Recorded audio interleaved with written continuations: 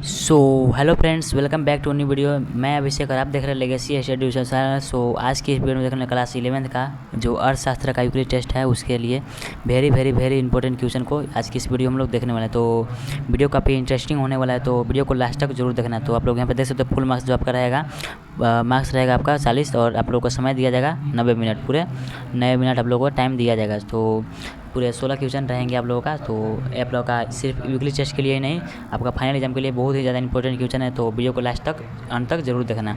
तो देख लेते हैं सबसे पहला प्रश्न को। वीडियो को स्टार्ट करने से पहले अगर आप चैनल पर नए तो चैनल को सब्सक्राइब करके वीडियो को लाइक कर देना और एक कमेंट भी कर देना। सो और हमसे जुड़े रहने के लिए डिस्क्रिप्शन में व्हाट्सएप ग्रुप का लिंक है, उसे जरूर से ज्वाइन कर लेना। तो चलिए फिर वीडियो को स्टार्ट करते हैं। देख लेते हैं आज का पहला प्रश्न को। सबसे पहला प्रश्न है हमारा सेक्शन ए, यानी कि सेक्शन ए, जो कि आपका 10 क्वेश्चन रहेगा, 2 नंबर का ऑब्जेक्टिव क्वेश्चन रहेगा, जो कि मल्टी चॉइस क्वेश्चन। सो सबसे पहला प्रश्न को हम लोग देख लेते हैं। उच्च वर्ग सीमा तथा निम्न वर्ग सीमा के बीच का अंतर क्या कहलाता है? यानी कि उच्च वर्ग सीमा और निम्न वर्ग सीमा के बीच का अंतर क्या कहलाता है? तो आप लोग को पता होगा जो अंतर कहलाता है। ऑप्शन आप लोग यहाँ पर देख सकते हो, मध्य बिंदु, बारंबारता, वितरण या वर्ग अंतराल या परास। सो आपका जो right answer option number C, वर्ग अंतराल। तो नेक्स्ट हम लोग सेकंड नंबर क्वेश्चन को देख लेते हैं। परिवर्तन के आधार पर चर को कर सकते हैं कितने वर्गों में वर्गीकृत, यानी कि चर को कितने वर्गों में वर्गीकृत करते हैं, किस आधार पर? परिवर्तन के आधार पर कितने वर्गों में चर को वर्गीकृत कर सकते हैं? तो ऑप्शन आप लोग देख सकते हो, 1 वर्ग में, 2 वर्ग में, 3 वर्ग में, 4 वर्ग में। तो जो राइट हो जाएगा ऑप्शन नंबर बी 2 वर्ग में। तो नेक्स्ट हम लोग थर्ड नंबर क्वेश्चन को देख लेते हैं। मिलान चिन्हों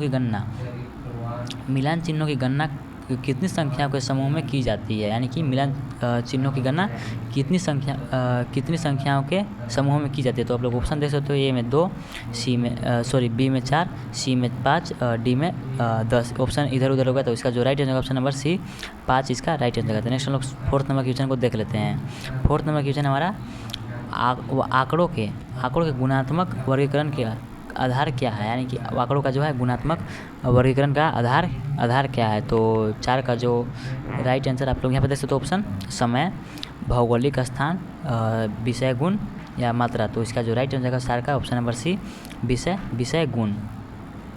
सो नेक्स्ट हम लोग 5 नंबर क्वेश्चन को देख लेते हैं। यदि कोई विद्यार्थी 42 अंक प्राप्त करता है तो मिलान चिन्ह किस वर्ग में लगाया जाएगा? 42 अंक प्राप्त करता है, ए 50 से 60, बी 30 से 40, सी में हो जाएगा आपका 40 से 50 या डी में 20 से 30। तो यानी कि 42 लाया है ना, 42 लाया है। तो इसका जो राइट आंसर है ऑप्शन नंबर सी, 40 से 50, यानी कि 42 जो है ये दोनों के बीच में आ रहा है, 40 और 50 के बीच में आ रहा है। तो इसका जो right answer option number C, 40 और 50। तो नेक्स्ट हम लोग 6 नंबर क्वेश्चन को देख लेते हैं। नई आर्थिक नीति की घोषणा कब की गई थी? नई आर्थिक नीति की घोषणा कब की गई थी? तो 6 का जो राइट आंसर ऑप्शन देख सकते हो, 1944, 1947, 1991, 1995, 1944, 1947, 1991, 1995। तो जो 6 का जो right answer option number B, 1947। तो नेक्स्ट हम लोग 7 नंबर क्वेश्चन को देख लेते हैं। बैंकों की पूंजी में विदेशी भागीदारी की सीमा कितनी प्रतिशत कर दी गई है? विदेशी भागीदारी की सीमा कितनी प्रतिशत कर दी गई है? Option number A 73%, B 74%, C 75%, D या फिर डी 76%। तो 7 का जो राइट आंसर है ऑप्शन नंबर बी 74%, 74%। GATT की स्थापना किस वर्ष हुई? स्थापना वर्ष है, यानी कि GATT की स्थापना वर्ष है। तो इसका जो ऑप्शन आप लोग देख सकते हो, 1958, 1944, 1948, 1968। सो जो 8 का जो राइट आंसर का ऑप्शन नंबर सी, 1948। तो नेक्स्ट हम लोग 9 नंबर क्वेश्चन को देख लेते हैं। विश्व बैंक का दूसरा नाम क्या है? ए अंतर्राष्ट्रीय मुद्रा कोष, बी संयुक्त राष्ट्र संघ, सी एशियाई विकासात्मक बैंक या फिर डी अंतर्राष्ट्रीय पुनर्निर्माण और विकास बैंक। सो जो 9 का जो राइट आंसर हो जाएगा ऑप्शन नंबर डी, अंतर्राष्ट्रीय पुनर्निर्माण और विकास बैंक। सो 9 का ऑप्शन नंबर डी, अंतर्राष्ट्रीय पुनर्निर्माण और विकास बैंक। तो नेक्स्ट हम लोग 10 नंबर क्वेश्चन को देख लेते हैं। भारत में नई आर्थिक नीति में लाभान्वित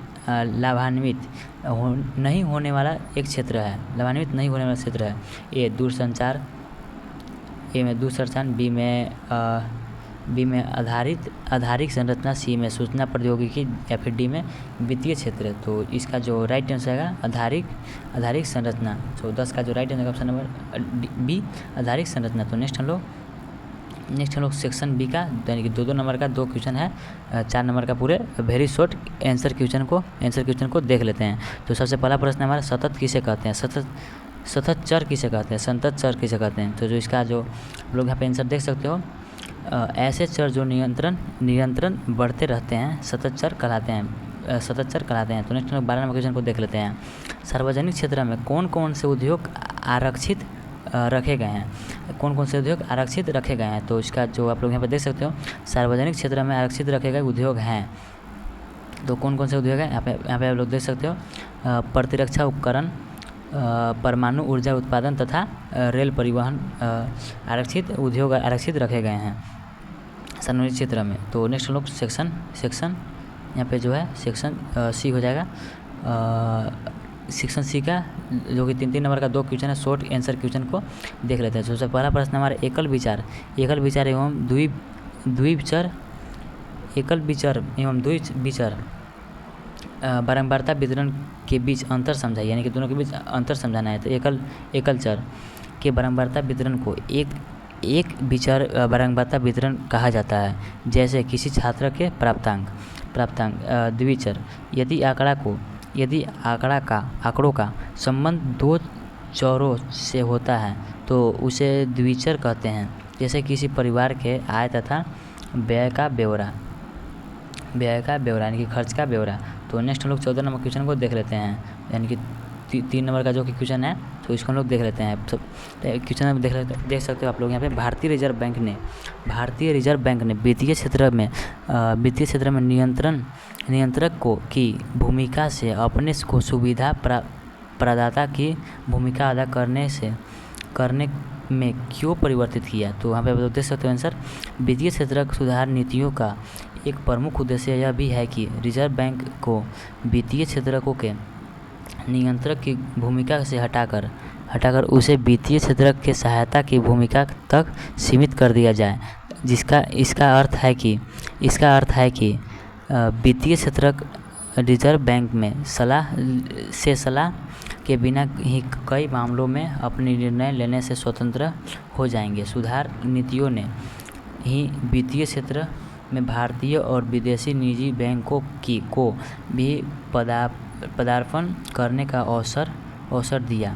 बैंकों की पूंजी में निवेश विदेशी भागीदारी की सीमा 74% कर दी गई है। कुछ निश्चित शर्तों को पूरा करने वाले बैंक अब रिजर्व बैंक की अनुमति के बिना ही नई शाखाएं खोल सकते हैं तथा पुराने शाखाओं के जाल को अधिक युक्ति संगत बना सकते हैं। यद्यपि बैंकों को अब देश विदेश से और अधिक संसाधन जुटाने की भी अनुमति है, पर खाताधारकों और देश के हितों की रक्षा के उद्देश्य से कुछ नियंत्रक शक्ति अभी भी रिजर्व बैंक के पास ही है।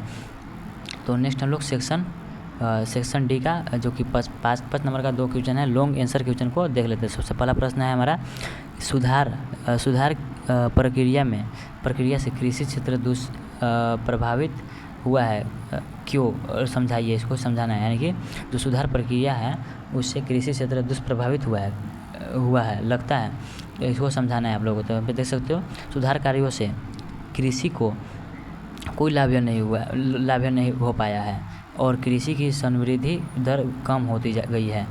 पहला तो यहाँ पे कई सारा कारण दिया गया है, तो इसको हम लोग देख लेते हैं। पहला क्षेत्र, कृषि क्षेत्र में सार्वजनिक व्यय यानी कि खर्चा विशेषकर आधारित संरचना अर्थात सिंचाई, बिजली, सड़क निर्माण, बाजार संपर्कों और शोध प्रसार आदि पर व्यय में काफ़ी कमी आई है। दूसरा, उर्वरक सहायिकी की समाप्ति ने भी उत्पादन लागतों को बढ़ा दिया है, इसका छोटा और सीमांत किसानों पर बहुत ही गंभीर प्रभाव पड़ा है। तीसरा, कृषि उत्पादों पर आयात शुल्क में कटौती, न्यूनतम समर्थन मूल्य की समाप्ति और इन पदार्थों के आयात पर परिणात्मक प्रतिबंध हटाए जाने के कारण इस क्षेत्र की नीतियों में कई परिवर्तन हुए। इसके कारण भारत के किसानों को विदेशी स्पर्धा का भी सामना करना पड़ा है, जिसका उन पर प्रतिकूल प्रभाव पड़ा है। दूसरी तरफ उत्पादन व्यय व्यवस्था निर्यातोन्मुखी हो रही है।